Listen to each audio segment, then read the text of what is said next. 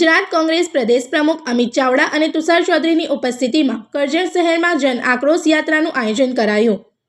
કરજણ શહેરમાં ગુજરાત કોંગ્રેસ પ્રદેશ પ્રમુખ અમિત ચાવડા તથા શ્રી તુષાર ચૌધરીની ઉપસ્થિતિમાં જન આક્રોશ યાત્રાનું આયોજન કરવામાં આવ્યું હતું।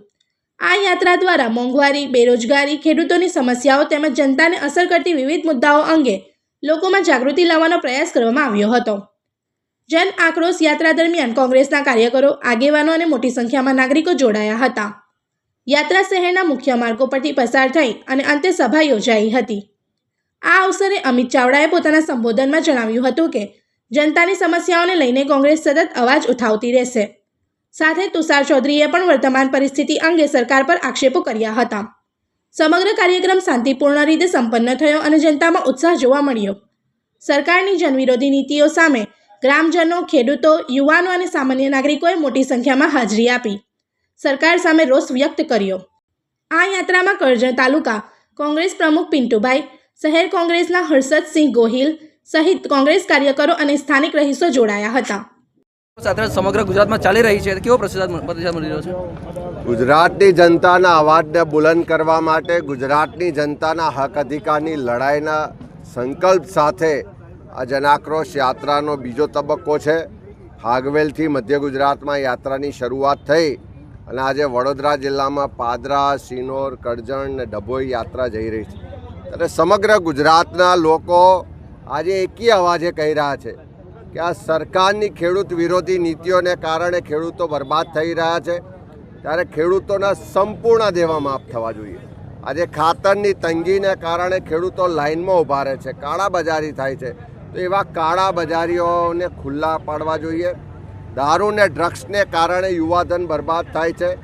આજે પણ રસ્તામાં પાદરા હોય કે સાવલી હોય, બધી જ જગ્યાએ બહેનોએ ખૂબ આક્રોશ સાથે કીધું કે પીવાનું પાણી નથી મળતું, પણ દારૂની રેલમછેલ છે। વડોદરામાં બધાએ ચિંતા વ્યક્ત કરી કે ડ્રગ્સ એક સ્કૂલ, કોલેજ, કેમ્પસ સુધી પહોંચી ગયું છે। ત્યારે દારૂ ને ડ્રગ્સનો સંપૂર્ણ ખાત્મો કરવો એ અમારા ગુજરાત કોંગ્રેસનો સંકલ્પ છે। અમે નશામુક્ત ગુજરાત બનાવીશું।